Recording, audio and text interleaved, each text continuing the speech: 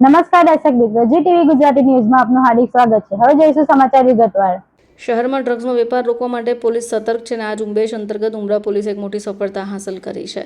1 કિલોમીટરના અંતર પર આવેલા કેબલ સ્ટેટ બ્રિજ પાસેથી એક ડ્રગ્સ પેડલરની ધરપકડ કરવામાં આવી હતી, જેની પાસે મળેલા ગોલ્ડ ફ્લેગ સિગરેટના બોક્સમાં 5 પાઉચમાં 9.4 ગ્રામ એમડી ડ્રગ્સ જપ્ત કરાયો।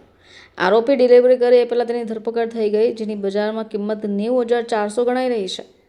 પેટ્રોલિંગ દરમિયાન કેબલ બ્રિજના પિલર નંબર 6 અને 7 વચ્ચે એક વ્યક્તિ શંકાસ્પદ હાલતમાં ઊભો હોય પોલીસને જોઈ તે ભાગવાનો પ્રયાસ કરતા અને પોલીસે તેનો પીછો કરી તેને ઝડપ્યો હતો, જેનું નામ હનુમાન ઉર્ફે હની નારાયણ દાસ છે।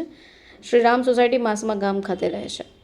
હનુમાનની તલાશી લેતા હાફ પેન્ટના ડાબા ખિસ્સામાંથી એક હાથ રૂમાલ પણ મળ્યો, જેને ખોલતા જ સિગારેટના બોક્સમાં જીપલોકવાળા પ્લાસ્ટિકના 5 પારદર્શક પાઉચ મળ્યા હતા।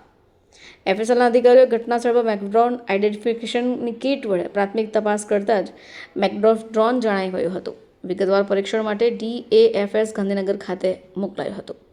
પોલીસે આરોપી પાસે ડ્રગ્સ ઉપરાંત 2 મોબાઈલ ફોન, જેની કિંમત 6,000 અને 3,000 રોકડા પણ જપ્ત કર્યા। કુલ 96,403ના મુદ્દામાલ સાથે આરોપીને ઝડપી પાડવામાં આવ્યો છે। આ સમગ્ર કાર્યવાહી બાદ ઉમરા પોલીસે આરોપી હનુમાન ઉર્ફે હની વિરુદ્ધ NDPS એક્ટ 1985ની કલમ B, C અને 22B હેઠળ કાયદેસરની કાર્યવાહી શરૂ કરી છે।